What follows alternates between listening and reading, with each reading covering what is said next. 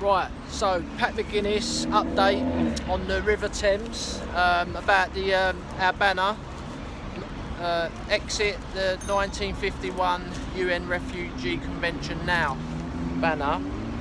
So it looks like we've come to the end of the URL, not URL, in real life, IRL, that's it.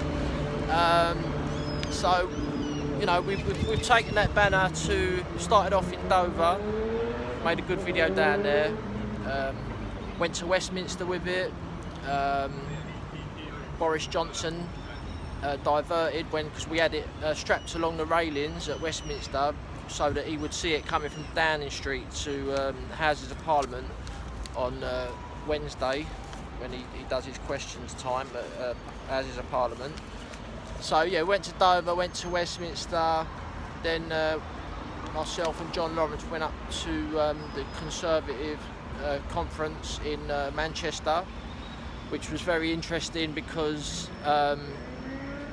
like when we put the banner up on the railings at the Conservative conference, and every single one of those MPs in the Tory party would have seen the banner. 2 weeks after that, we was there. David Ames, whatever his name is, he was killed by somebody who got into our country as refugees. A Somalian terrorist, his family gained entry into our country via the 1951 Refugee Convention. So a lot of those MPs would have seen the banner, and you know, we've done a lot of good work with it. So anyway, we went back to Dover with a banner and made another good few videos down there. And I just want to shout out everyone who took part in it, coming to the banner drops for that banner. Got some names to mention here. All these people are brave patriots and have got the bottle to show their face for what they believe in.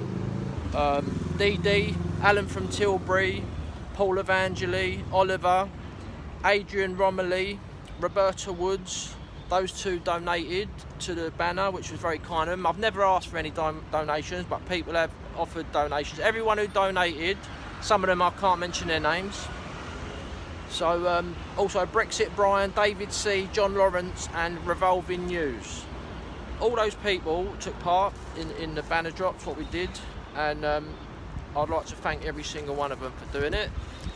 We've got some people talking about it. Nigel Farage has actually mentioned it twice I've seen it mentioned twice on GB News. He's mentioned it, which he never would before, and he actually said, oh, we must change it. He didn't say leave it, we must change it. So that means he still wants to accept refugees, which I'm completely against, giving refugees citizenship. So yeah, so thanks to all those people who took part in it, and so yeah, we've done all the banner drops, we've got the videos, we've got the photos, got some great photos, and so the next stage of this campaign of exit the United Nations Refugee Convention is, I'm sure some people are probably a bit fed up with seeing the banner on my channel. I mean, the people who've been following this channel would have seen it quite a lot. So the next step is to discuss what we do once we've left the United Nations Refugee Convention. So once we've left the United Nations Refugee Convention, then the people turning up on the beaches can be treated as criminals, because at the moment they can't be treated as criminals. So if, for example, illegal immigrants, after we've left the Refugee Convention, because there'll be no excuse then once they've entered our country illegally, they can't use that convention to get out of it. We need a 3-year mandatory prison sentence. Deportation is not a deterrent.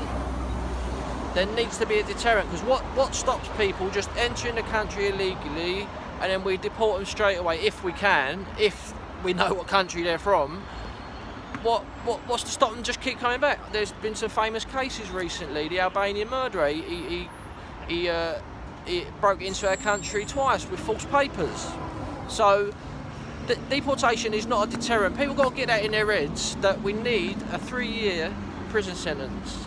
And when they finish their prison sentence, they will be kept in prison until they organise their papers to leave the country. We're not going to go around begging countries to take them. They're staying in prison and they'll be gone pretty quickly, I can guarantee you that. So, also, what we suggest, myself and John Lawrence are trying to get a party started. Not a house music party, a political party. And yeah, so this is going to be one of our policies. And what we need to do, once we've left the convention, we need to set a date, and all the 2 million illegal immigrants in the country now, they'll have a chance of getting the amnesty from the 3-year sentence. Not an amnesty for citizenship, what Boris is saying, we're completely against that, that's never going to happen. An amnesty from the 3-year sentence. So the deal will be, we'll set a date for them to leave, and when they leave by port or airport, they must disclose their identity. We take their DNA, we take their fingerprints, we take their photograph. We check to see if they've committed any serious crimes. If they haven't, they're free to go and they'll be banned for life. Anyone entering this country illegally will be getting a 3-year prison sentence. And because there's so many of them, nearly 2 million, we're going to have to build dozens and dozens of detention centres. These detention centres we are suggesting must be built so they can then be transferred into housing for our own people. There's an estimated 1 to 2 million people waiting for council flats in this country now. So this is what these are our ideas for our new party. We're going to be a pressure group, obviously, because it's going to be hard. I'm going to be standing in the election in London. John Lawrence is going to be standing in Oldham. Anyone else who wants to stand, get in touch with us. We're going to be a sensible party, nothing too extreme, nothing too unrealistic, should I say. And but the two unifying factors to draw people together is a complete halt to permanent settlement immigration and leave the United Nations Refugee Convention. So that's the solution we've got for the illegal immigrant crisis.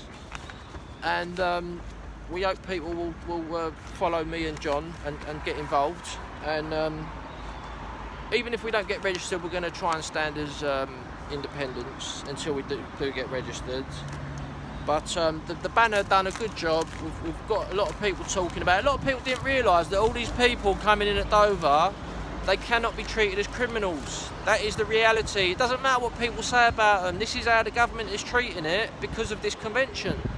And the international law says you cannot treat someone as a criminal if they say they're a refugee. It doesn't matter where they come from. That is the policy, and that is what happens. That's why they put them in hotels, and this all needs to be stopped. And that's why we've got a campaign to leave the United Nations Refugee Convention. So the next phase of this campaign is trying to get our solution out there, what I just explained.